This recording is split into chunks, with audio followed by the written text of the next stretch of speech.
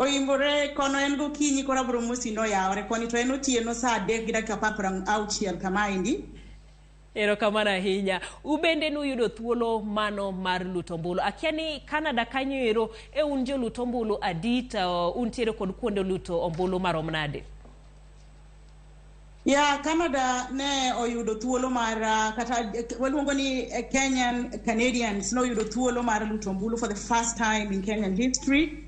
Nikech king'iyo mos to king'iyo state mar piny owacho, Canada was one of the country kata ne en country achiel kuom pinje manoketi kaka polling centers mag diaspora mibiro luti ombulu. Koro Canada kata Kenyans in Canada kawuono ni no yudo thuolo mar dhi luto ombulu kendo ne en mod malich ahinya kendo en gima gisebedo ka girito gi sironyo makano chopo to ne giwuok karomgi ma ne gidhi ma giluto ombulu ka pimoni mana kaka kwan joluto ombulu kata mondikore ji mondikore ka joluto ombulu in Canada in summary.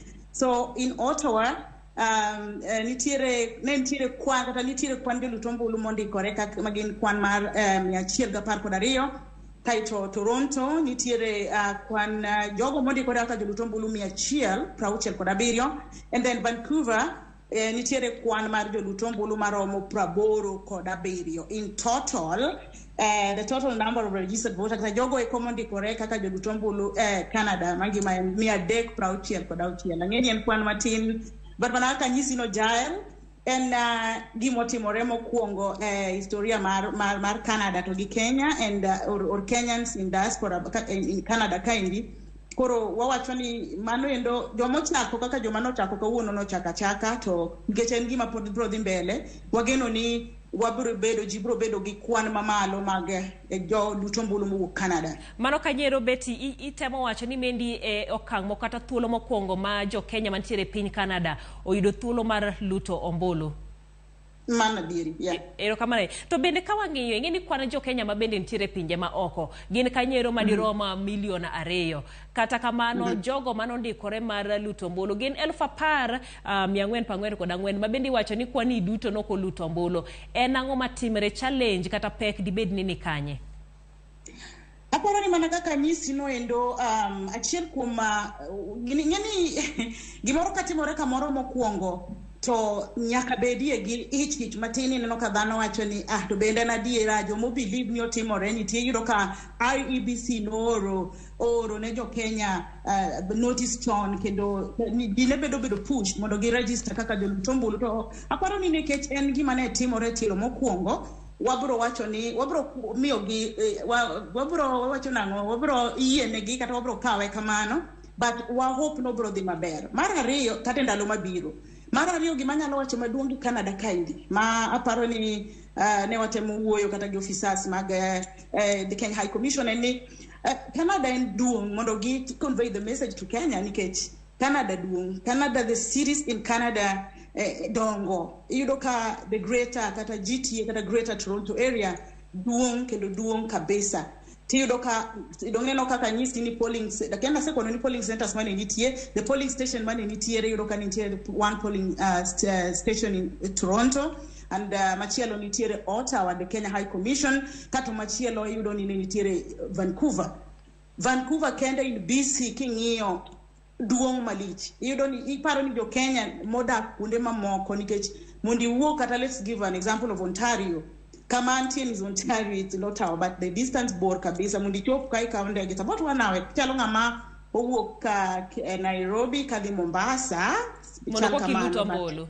Mano bor kabisa. So, en ang'o mabende utimo kwayo mane mabende untiere godo ne mbete ma piny Amerika kaka e piny mar Canada kata e bomano? Koro lach mar piny emomiyo ne watemo wacho kata jo Kenya mang'eny ne ywak ni kaka piny ni lach kamano. Ber ka iketo polling centers kata polling stations mang'eny ma jo Kenya te nyalo yude thuolo mar dhi luto ombulu to nikech kuonde ka ng'ato dak mabor adiera doer mar yudo kamoro kata machiegni maber biere machiegni kode matin mondo luto ombulu kendo giketgi mang'eny nikech adek kende tin according to paro mar jo Kenya mane ayudo thuolo mar wuoyo godo ne mane ywak mane thoth ji ne godo ni mondo gibed gi wayude stations moko mang'eny matin mopogore gi mane wachako gogi adek gi. Kamano bende ka koro wang'iyo mbele kata 2027 kata yiero mabiro ma 2027 kaka un jo Kenya mabende odak e pinyno ero mar Canada en ang'o mabende udhi timo mondo une ni kwan jo Kenya mabende medo ndikore kendo mawuok oko luto ombulu dhi medore mokalo mano mabende timore mano mahigani? Aparo ni gima duong' ma koro nikech en puonj gimoro kosetimore to bedo kaka puonj kotimore mokwongo bedo kaka koro kinuoye to mondo nuore maber nyaka koro kata IBC puonj mar joluto ombulu nyaka bende tima koni endi mana kaka itime voter education koso kaka itime Kenya kaka koni bende ka ber to ningo kele nyaka kondo kata kaka jo Kenya modak koni endi aparo ni endalo mabiro ber ka dhano form kata mana groups moko ma push ji nikech sani ndi na dhano push ji temo dhirore ni wadhi register but yudo ka gi form mana small WhatsApp group mane giwuoye koro ok girich ok giyud kwan mar ji mang'eny maginyalo nyiso mondo otim mano but generally wageno ni ndalo mabiro obro dhi maber. Erokamano ahinya mano kanyero beti Oketch kantiere mano e pinyno ero mar Canada chiel kuom joluto ombulu mabende wuok e pinje maoko kata diaspora. Erokamano ahinya pod